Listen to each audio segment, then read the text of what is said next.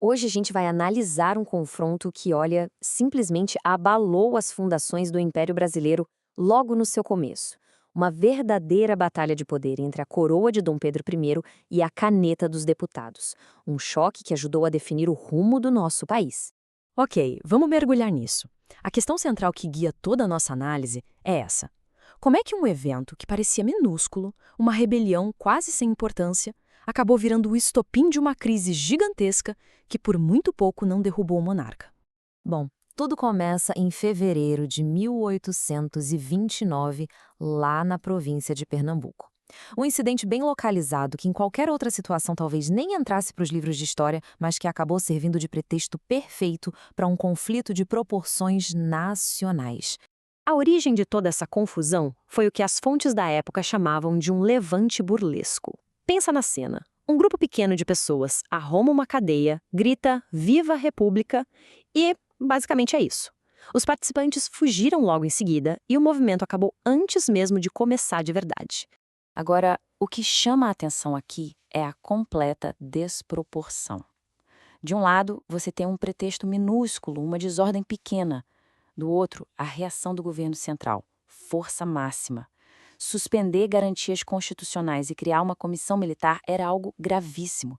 Significava que as pessoas podiam ser presas sem um julgamento justo. Para a oposição, isso não era segurança, era despotismo puro e simples. É claro que essa reação totalmente desmedida do governo não ia passar em branco. Lá na Câmara dos Deputados, a oposição liberal viu ali uma oportunidade de ouro para colocar em prática uma das bases do sistema constitucional, a responsabilização dos ministros.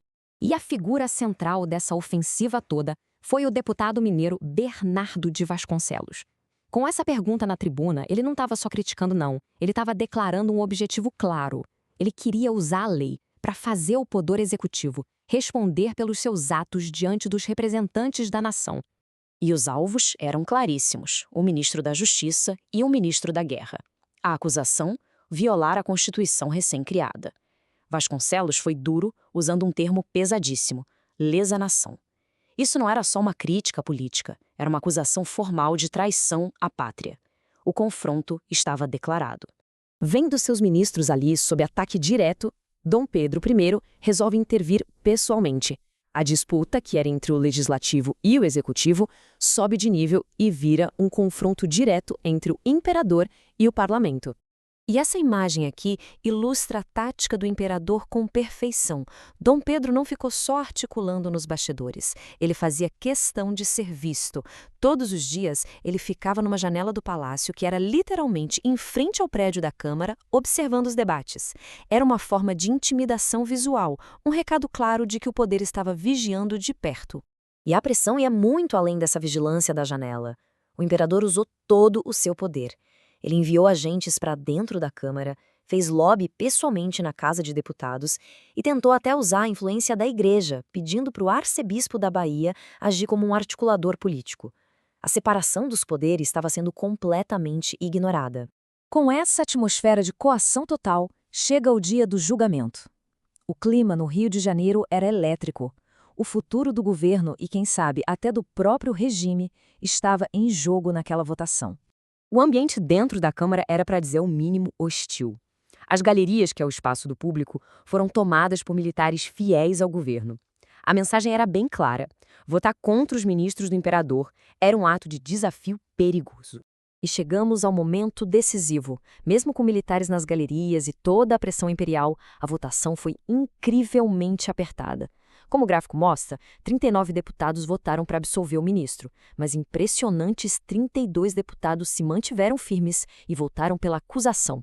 O governo venceu, mas a que custo? 7 votos. Pensa só nisso. Toda a máquina imperial, toda a pressão, toda a intimidação. E no final das contas, a diferença foi de apenas 7 pessoas. Essa foi a margem que salvou o ministro. Foi uma vitória nos números para o imperador, sem dúvida. Mas foi uma vitória que expôs sua fragilidade e custou aquilo que ele tinha de mais valioso: seu prestígio e sua autoridade moral. Vamos então para o rescaldo, para entender como essa história se desenrolou. A absolvição dos ministros não acalmou as coisas. Na verdade, só aprofundou a crise e, de certa forma, selou o destino do primeiro reinado. O que Dom Pedro I conseguiu foi o que a gente chama de uma clássica vitória de Pirro. Ele ganhou a batalha, salvou seus ministros, mas o custo político foi altíssimo. Ao interferir de forma tão autoritária, ele perdeu a confiança do parlamento e de boa parte da elite política, provando que as acusações de despotismo que a oposição fazia tinham sim um fundo de verdade. E essa linha do tempo conecta os pontos de forma muito clara. A crise de 1829 foi um ponto de virada. A oposição, mesmo perdendo na votação, ganhou uma bandeira poderosa, a de defensora da Constituição contra um imperador autoritário. O desgaste de Dom Pedro se tornou irreversível. E apenas 2 anos depois, isolado e sem base de apoio, ele não teve outra escolha a não ser abdicar do trono. O que nos deixa com essa pergunta no final. Essa absolvição dos ministros foi mesmo uma vitória? Ou foi justamente o ato que, ao expor a verdadeira natureza do poder imperial, deu início à contagem regressiva para o seu fim? A história parece sugerir que, às vezes, a maneira como se vence uma batalha pode acabar custando a guerra inteira.